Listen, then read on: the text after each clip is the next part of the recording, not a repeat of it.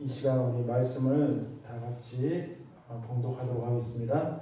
말씀은 시편 1편 1절에서 2절 말씀을 읽도록 하겠습니다.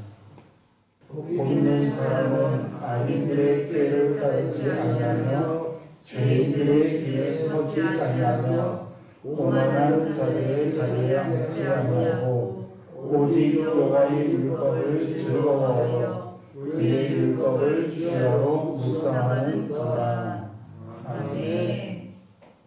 오늘 말씀의 제목을 복 있는 사람의 세 가지 금할 것이라고 정해 보았습니다. 시편 말씀을 시작하면서 이게 뭔가 그 제목들 같기도 하고 그 다음에 처음에 보면은 어떤 목차 같기도 하고 가장 핵심되는 부분을 먼저 설명을 하고 이야기를 들어갑니다.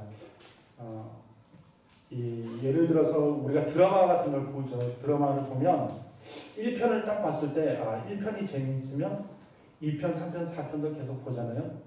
그와 마찬가지로 뭔가 임팩트 있고 뭔가 좀 전달하고 싶고 뭔가 주제고 되고 싶은 것들을 앞에 설명을 하는 부분인데 이 설명하는 것 중에 오늘 말씀을 시편에서는 썼습니다. 복 있는 사람은 악인들의 꾀를 따르지 아니하며 죄인들의 길에 서지 아니하며 오만한 자들의 자리에 앉지 아니하고 많은 말씀 가운데 이 말씀을 주셨던 것은 왜 이 말씀을 주셨고 왜 이 말씀이 중요한지 오늘 여러분들과 한번 말씀을 나눠보고자 합니다. 첫째, 악인들의 꾀를 따르지 아니한다라고 말씀을 하고 있습니다. 둘째, 죄인들의 길에 서지 않는다고 합니다. 셋째, 오만한 자들의 자리에 앉지 않는다고 말씀하고 있습니다. 악인들의 꾀를 따르지 않는다는 것은 무엇일까요? 악인들의 꾀를 따른다는 그 말씀은 하나님을 의지하지 않는 것을 말씀을 하고 있습니다. 하나님께 기도하지 않고 하나님께 물어보지 않고 이런 것들이 성경에서는 죄라고 말씀을 하고 계십니다. 여호수아 9장에 보면 기브온 주민들이 이스라엘이 점령에 들어오는 것을 두려워해서 사신의 모양으로 꾸미고 헤어진 전대와 복장으로 여호수아에게 나왔을 때 이 여호수아가 하나님께 물어보지 않고 그들을 받아들이죠. 여호수아 9장 14절에 여호와께 묻지 아니하고라고 말씀을 되어 있습니다. 이 성경에서는 하나님께 물어보지 않고 행했던 것을 죄라고 말씀을 하고 있습니다. 이것이 악인들의 꾀에 따르는 지름길인 것입니다. 그러면 모든 사람들이 하나님께 물어보았느냐? 우리 말씀을 한번 또 보도록 하겠습니다. 성경 사무엘하 2장 1절 말씀 한번 다 같이 찾아보도록 하겠습니다. 그 후에 다윗이 여호와께 여쭈어 아뢰되 내들 유다 한 성읍으로 올라가리이까 여호와께서 이르시되 올라가라. 다윗이 아뢰되 어디로 가리이까 이르시되 헤브론으로 갈지라. 아멘. 다윗은 어땠나요? 하나님께 모든 것을 물어보고 기도하고 나아갔던 것을 볼 수가 있습니다. 하나님은 성경에 다윗을 내 마음에 합한 자라고 말씀을 하고 있습니다. 하나님께서 왜 다윗을 사랑하셨나요? 하나님을 의지하기 때문입니다. 이 다윗이 전쟁을 못해서 하나님을 의지했을까요? 이 다윗은 어려서부터 전쟁에 능통한 사람이었지만 늘 하나님께 물어보고 하나님의 뜻을 구했던 것을 볼 수가 있습니다. 우리 성도님들도 늘 주님께 물어보고 답을 구하시는 여러분들이 되시기를 부탁을 드리겠습니다. 아멘. 그리고 죄인의 길, 오만한 자리에 앉지 않는 것이라고 말씀을 하셨는데요. 근본적으로 복 있는 사람은 죄인의 길에 서 있으면 왠지 불편합니다. 어색합니다. 그래서 그 집단의 자리에서 피하게 됩니다.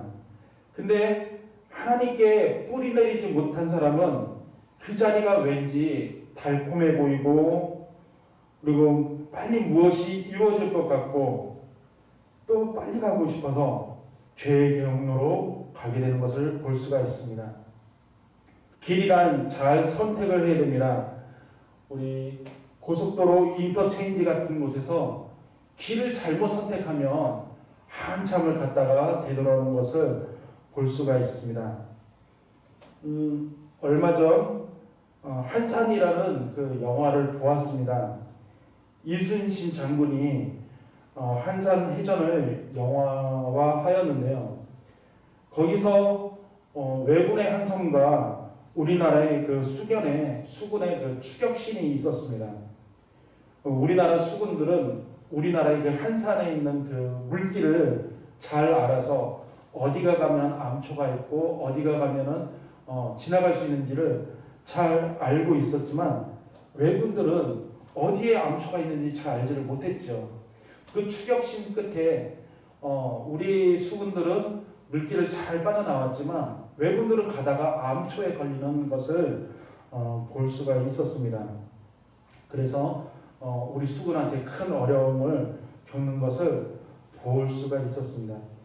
이와 같이 어느 길에 서느냐가 참으로 중요합니다.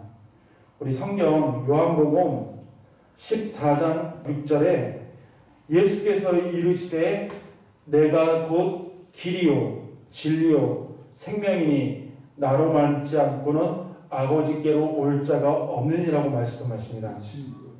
아브라함의 조카 롯은 소돔과 고모라를 보며 여호와의 동산 같고 애굽의 땅과 같았더라고 말씀하고 있습니다. 롯은 처음에 소돔과 고모라 근처까지만 갔습니다. 처음에 롯이 소돔과 고모라에서 살던 것이 아니라 소돔과 고모라를 바라봤을 때 그곳이 여호와의 동산 같고 애굽 땅 같았는데 그의 길을 그쪽 방향으로 잡았던 것을 볼 수가 있습니다. 창세기 13장 12절에 그의 장막을 옮겨 소돔까지 이르렀더라.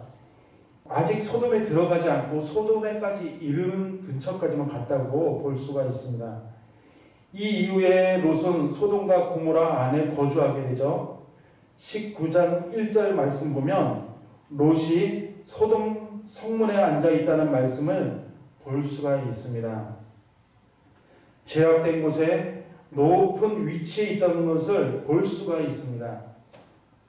예전 그 고대 시대에 그 성문에 앉아 있을 정도면 일반인이 아니라 그곳에 그곳에 높은 지위에 있던 사람들이 그 성문에 앉아 있다는 것을 볼 수가 있습니다.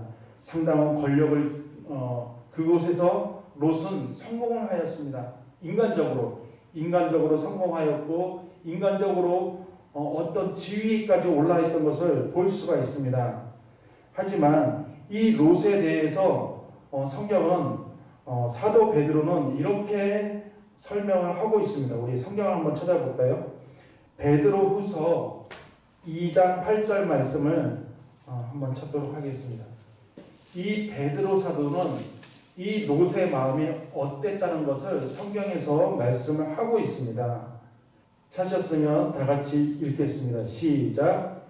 이는 이 의인이 그들 중에 거하며 날마다 저 불법한 행실을 보고 들으므로 그 의로운 심령이 상하니라. 베드로 사도는 롯이 어땠다고 말씀했죠? 행복하지 않았다고 말씀하고 있습니다. 왜일까요? 좋은 집, 좋은 자동차, 좋은 직장이 있어도 그 속은 푹 썩고 있었다고 말씀하고 있습니다. 왜 이럴까요? 하나님께 묻지 않고 하나님을 의지하지 않았기 때문입니다. 그럼 우리는 어떻게 하면 하나님의 뜻을 구할 수 있을까요? 어떻게 하면 하나님의 뜻을 알 수 있을까요? 오늘 본문의 말씀 시편 1편 이전의 말씀을 하고 있습니다. 하나님의 말씀을 주야로 묵상하면 된다고 말씀하고 있습니다. 우리가 날마다 하나님의 말씀에 귀를 기울이고 하나님의 말씀을 따라 살아가시기를 바랍니다. 아멘.